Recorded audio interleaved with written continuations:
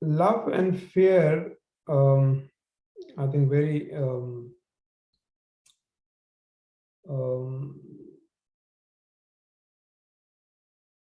uh, it's a very important subject to discuss. I may have discussed it earlier, but the connection with God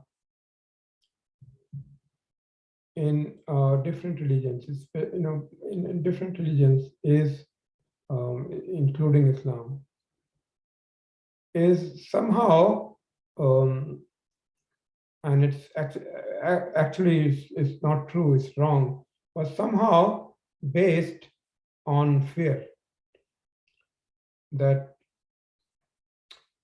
you have to do this. Obviously, there are there are do's and don'ts, and you're supposed to do certain things, and you have been prohibited from doing certain things.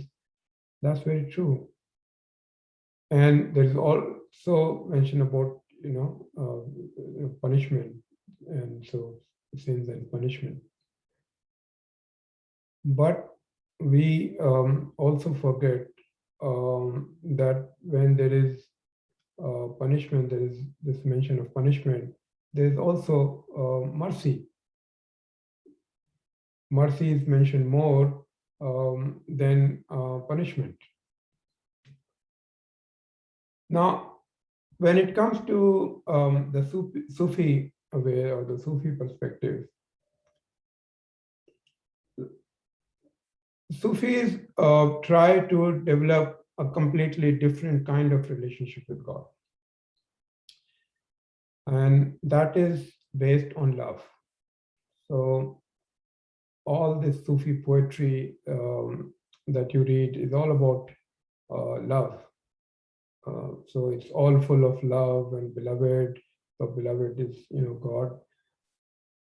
And how it happens is that we know that the first and the prime objective of Sufism and the Sufi practices is to become closer or nearer to Allah. So when you do Sufi practices and when you become nearer, then obviously this relationship becomes so strong, and it is based purely on love. So that you love, you start loving the Creator, and this love, as you make progress, this relationship of love becomes stronger and stronger. Now it reaches a level where and when you reach that level where you have this relationship of love, then it is something which the joy is something which you can only experience when you are in that state.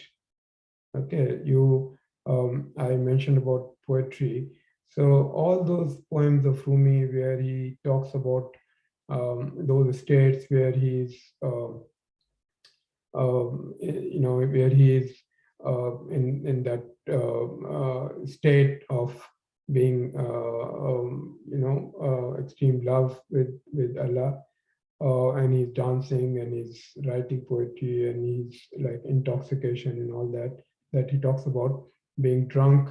So those are those states, and those can only be experienced. You can understand a little bit from what you read, but this is something which can only be experienced. When you reach that stage, you you don't want to do anything to displease Allah, not because you fear that you would displease him and then you will get punishment, but The fear is of a different kind. The fear is that you will lose this connection of love. So you don't want to lose that. And so that fear is, as I said, is different from the fear where you do things just because of the fear that you will get punishment if you don't do it. Here, you're doing exactly the same, maybe much more, but not because of the fear of punishment, but because of the fear of displeasing your beloved or upsetting your beloved, upsetting God.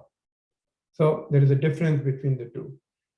And then you don't worry about punishment. You don't worry about anything. You are all the time just interested in making this relationship stronger and stronger, this relationship of love, so that you can become more and more closer and dearer to your creator.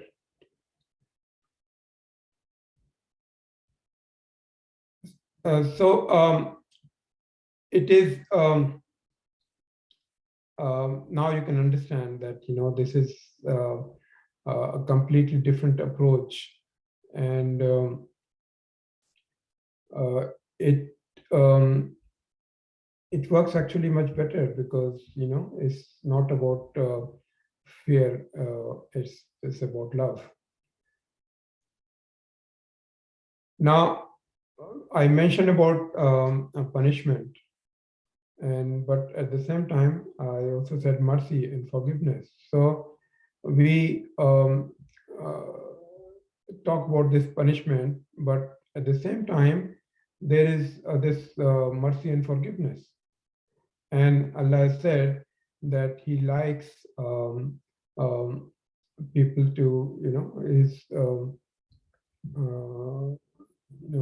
humans to basically ask for forgiveness. And if you make a mistake and ask for forgiveness, then He likes it, because to make mistakes is something which is human, and because Allah has given us nafs, so then it is we are not angels, and we make mistakes, and Allah knows that.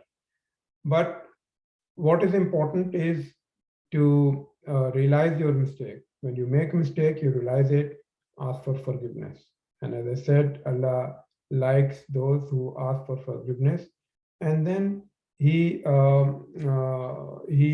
likes to forgive.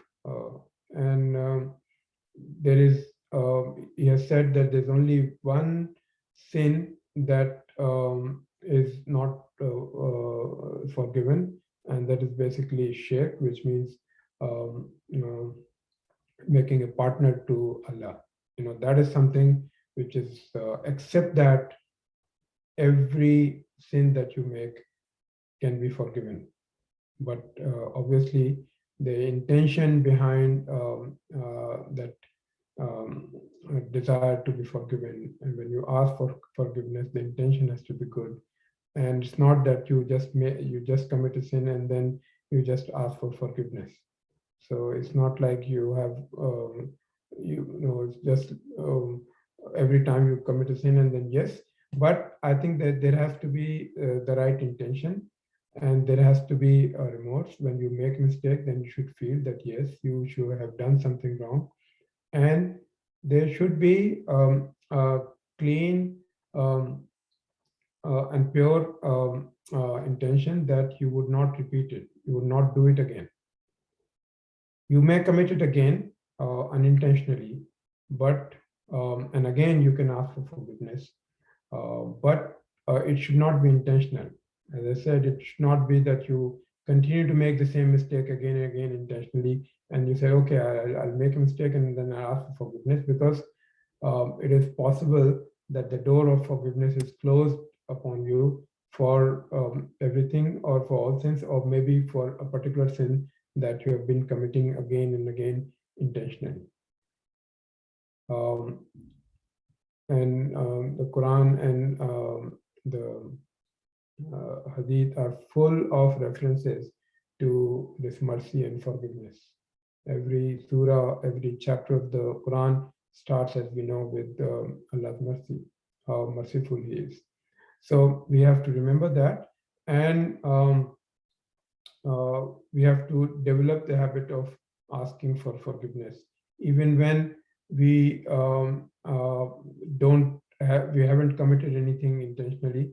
We may have, we always make mistakes, and we make, we commit sins unintentionally also. So whenever you ask for forgiveness for sins that you have committed intentionally and unintentionally, so knowingly and unknowingly.